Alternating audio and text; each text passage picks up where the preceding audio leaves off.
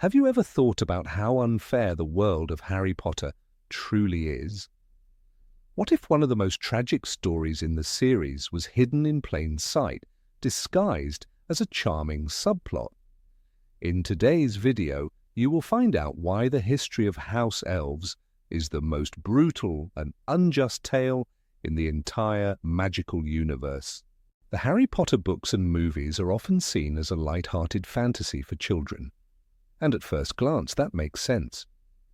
The early stories of the young wizard are filled with wonder, humor, and adventure. But beneath the spells and Quidditch matches, there's a darker reality, one filled with cruelty, oppression, and entire races doomed to suffering. One of the greatest injustices in the wizarding world is the fate of House Elves. These small, peculiar creatures draped in little more than rags exist only to serve. Their magic is strong, yet they are forbidden from wielding wands. They live to obey, their lives dedicated to wizards who rarely show them kindness. Most fans remember Dobby, the brave and loyal elf who sacrificed himself to save Harry Potter. But his story is an exception. Most house elves live in silent servitude, bound by ancient magical contracts, never daring to dream of freedom. Where did they come from? Why are they trapped in this miserable existence? Clues scattered throughout the book suggest a tragic past. Centuries ago, something catastrophic happened to their people, something that left them desperate and vulnerable. In their time of need, wizards offered them refuge, but that kindness came with a cost. The elves, in gratitude, swore eternal servitude. What began as an act of loyalty turned into generations of enslavement. Over time, wizards grew comfortable with this power. They took the elves' magic for granted, stripping them of their rights and independence. Even worse, the elves themselves came to accept their fate. They saw freedom not as a gift, but as a punishment. A disgraced elf, one cast out by their master, felt only shame. That's the most horrifying part of their story. What could be worse than a race so deeply brainwashed that they love their own chains? Even Hogwarts, supposedly a beacon of justice, played a role in this oppression. The house elves who worked there were granted more freedom than their counterparts in noble wizarding families, but they were still forced to labor endlessly, hidden in the shadows of the castle. Yet no one seemed to care. Even kind-hearted wizards like Hagrid never questioned it. Only one person did, Hermione Granger. She was outraged when she saw a house elf, Winky, publicly humiliated by her master, Barty Crouch Sr. That moment changed everything for Hermione. She founded SPEW, an organization to fight for elf rights, and even convinced Harry and Ron to join. But no one took her seriously. Not even the elves themselves wanted to be freed. Some, however, played significant roles in the story, though they are often overlooked. Kreacher, the bitter and broken servant of the Black family, was used by Voldemort in one of his most sinister schemes. Remember the cursed locket hidden in the cave? Voldemort forced Kreacher to drink the poison guarding it. Later the elf returned with his master, Regulus Black, who stole the locket and replaced it with a fake. That one act of defiance cost Regulus his life, but Kreacher never forgot. Then there's Winky, an elf who never made it into the films but played a heartbreaking role in the books.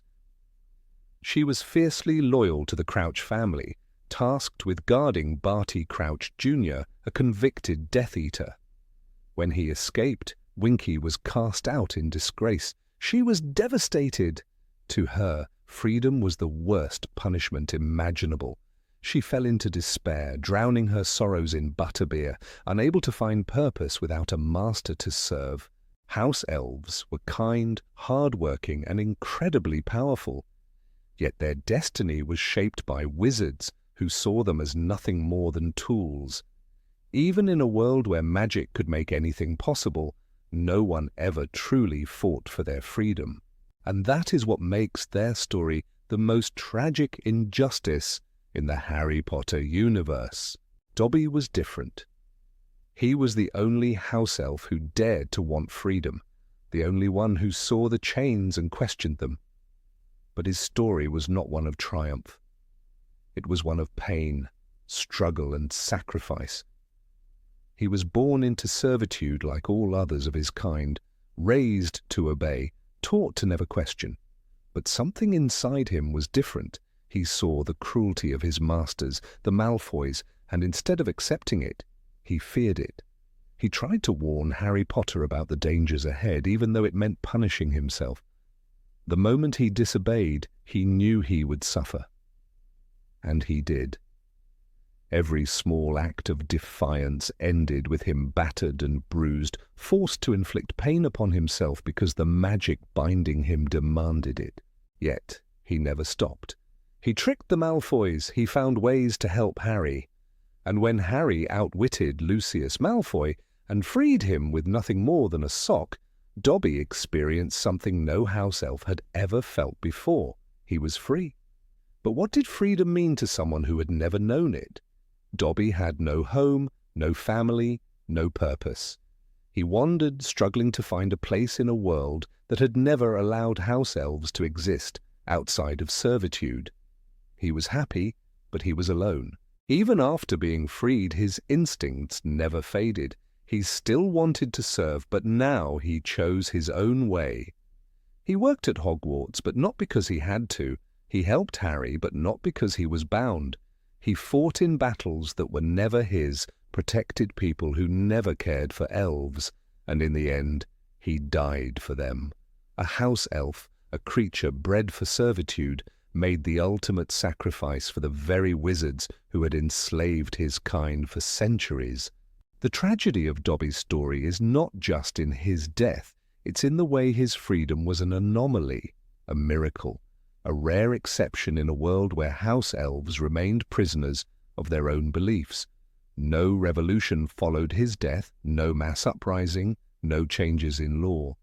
Even after Voldemort was defeated and the world was rebuilt, the elves remained where they always were, hidden, obedient, forgotten. Hogwarts continued to employ house elves in its kitchens. The noble wizarding families still passed them down like heirlooms. No one questioned it. Not Harry. Not Ron. Not even Hermione, whose crusade for elf rights had long since faded into the background. She once fought for them, but even she eventually learned what all wizards did. That house elves did not want to be free. That they would resist any attempt to change their fate. That their minds had been shaped so completely by centuries of control that they could no longer see a life outside of it. But was it truly their choice? How could it be when they were never given one? How could a species bred for servitude understand freedom? The elves feared it, not because it was wrong, but because they had never been allowed to dream of anything else. There is something deeply unsettling about the way the wizarding world treated them. They were not seen as people, not even as magical creatures. They were furniture, objects that spoke and moved and obeyed. And those who didn't? They were broken, useless, cast aside. Winky was proof of that. Winky had done everything right. She was loyal, devoted. She obeyed her master's every command. And for what? One mistake. One moment of failure. That was all it took for Barty Crouch Sr. to throw her away like trash. She didn't get a second chance. She didn't get forgiveness. She got exile. And for Winky, exile was worse than death. She was not like Dobby. She did not want freedom. She could not survive it. After being dismissed, she was taken in by the Hogwarts kitchens, where she was given a place among the other elves. But she was never the same. She refused to work. She refused to eat. She drank butterbeer until she could barely stand, falling into a pit of despair that no one could pull her from. The other elves tried. Dobby tried. But Winky was already lost. She had spent her life believing that her worth came from servitude, and without a master, she had no purpose. Her story is not one of rebellion, not of victory. It is the story of what happens when a house elf is forced into a freedom they were never prepared for. It is the darkest truth about their kind. The world had conditioned them so completely that they no longer knew how to exist outside of their chains. Even Creature, the bitter, resentful elf of the Black family, was not immune to this conditioning. He hated his life, hated his master, Sirius, hated his duties, and yet when Sirius was killed, Creature grieved. Not because he loved his master, but because without one he was lost. He clung to the past, to the traditions of his kind, because that was all he knew. It was only when Harry treated him with kindness, when he was shown respect instead of cruelty, that Creature changed. He did not need freedom to be happy. He needed purpose. That is the real tragedy of house elves. They were never given the chance to find their own purpose. It was always decided for them. Wizards shaped their destiny, their beliefs, their very thoughts. And the elves, in turn, accepted it. No one knows where they came from. No one knows if they ever had a time before wizards ruled over them. There are no stories of a house elf civilization, no history books that speak of their origins. It is as if they have always existed as servants, as if their entire species was created solely for the purpose of serving wizards. And perhaps that is the most horrifying thought of all. What if they were? What if they were never meant to be free? What if, at some point in history, they were something more, something greater, but were stripped of it so thoroughly that even they forgot? What if the reason they never sought freedom was because it had been taken from them so completely that they no longer remembered it was ever theirs to begin with? The wizarding world is full of mysteries, dark secrets, hidden truths, and the fate of house elves is one of its most unsettling. Because in the end, their story is not one of heroism. It is not one of triumph. It is a story of a people who were broken so completely that they came to love their own chains. A story of magic used not to empower, but to control. And no one ever truly tried to save them.